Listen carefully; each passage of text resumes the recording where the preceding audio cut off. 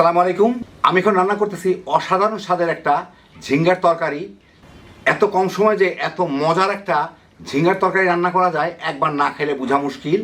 তৈরি করা খুবই সহজ, তো আসেন দেখি শুরু করা যাক। আমি একটা বাটিতে 1 চা চামচ মরিচের গুঁড়া, 1 চা চামচ হলুদের গুঁড়া, 1 চা চামচ ধনিয়ার গুঁড়া, 2 টেবিল চামচ বেসন,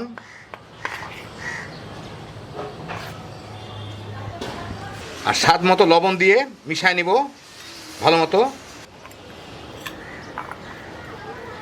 এখানে আমি 3টা ঝিঙ্গা ভালো মতো খোসা টোসা ফেলে ধুয়ে নিছি, কেটে নিছি এভাবে এরকম করে করে এগুলার মধ্যে এটা দিয়ে মেখে নিব। লবণ দেওয়া হচ্ছে যেহেতু, ঝিঙ্গাটা আর একটু পানি ছেড়ে ভালো মতো মশলাটাকে এটাকে 10 মিনিটের মতো রেখে দিব।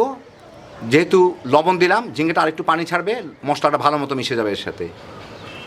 আমি চুলায় 2 টেবিল চামচ তেল গরম করে 1 চা চামচ জিরা হালকা আছে একটু ভেজে নিব। বেশি আছে না, অল্প আছে। এই মিনিট দেড়েক ভেজে জিরাটা একটু বাদামি বাদামি হয়ে ফুটা শুরু করলে এর মধ্যে আমি দিয়ে দিব 2টা দেশি পেঁয়াজ বড় সাইজের, আমি এরকম কুচি কুচি করে রাখছি, ওইগুলো দিয়ে একটু ভেজে নিতে হবে। আমার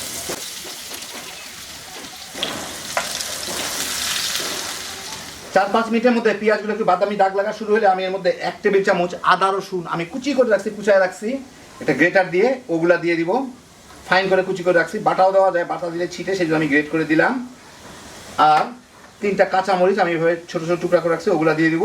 এগুলোকে একটু ভেজে নিব মিনিট খানেকের মতো। মিনিট খানেক ভেজেই আমি এর মধ্যে একটা টমেটো ছোটো ছোটো কুচি কুচি করে রাখছি, একটা বড় সাইজের টমেটো, ওটা দিয়ে এর সাথে একটু ভেজে নিব। আর সামান্য একটু লবণ দিয়ে দিই, টমেটোটা জলদি নরম হবে। মিনিট 2-3 ভেজে নিলাম। গরমকালের টমেটো, এটা নরম হওয়ার কোনো লক্ষণই দেখতেছি না, অসুবিধা নাই, এটাই করতে হবে, আর কিছু করার নাই। এর মধ্যে এখন আমি এই মেখে রাখা ঝিঙ্গাগুলা দিয়ে দিব, দিয়ে আমার একটু ভেজে নিতে হবে। ঝিঙ্গাটা একটু পানিও ছাড়ছে, ওগুলো সহই এটাকে আমি একটু ভেজে নিব এর সাথে।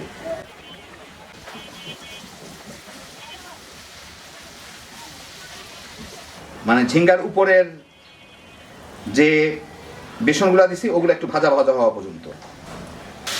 এই 4-5 মিনিট ভেজেই আমি কিন্তু মিডিয়াম আর হাইয়ের মাঝামাঝি ভাজতেছিলাম। এই ঝিঙ্গার গায়ের মশলাগুলা বেসন সহ একটু ভাজা ভাজা হইলে এখানে তেল ছেড়ে দিছে। এখন আমি এর মধ্যে একটু পানি দিয়ে দিব। মশলাগুলো ভাজা ভাজা হইলেই হয়ে যায়, যথেষ্ট পরিমাণ ভাজা ভাজা হয়েছে। খুব বেশি পানি, একটু মাখা মাখা হবে, অল্প একটু পানি দিলে হবে, কিছুটা একটু মাখা মাখা হয়। ভালো করে মিলাইনি মশলাগুলা, বিশেষ করে বেসনটা যাতে পানির সাথে মিলে যায়। এখন এর মধ্যে আমি একটু লবণটা চেখে দেখি, লবণ ঠিক আছে। এটা একটু মিষ্টি ধরনের হয়, সেই জন্য আমি এখানে 1 চা চামচের মতো চিনি দিব। এটাকেও দিতে পারেন, চাইলে নাও দিতে পারেন, দিলে খুব টেস্টি হয়, না দিলেও ক্ষতি নাই।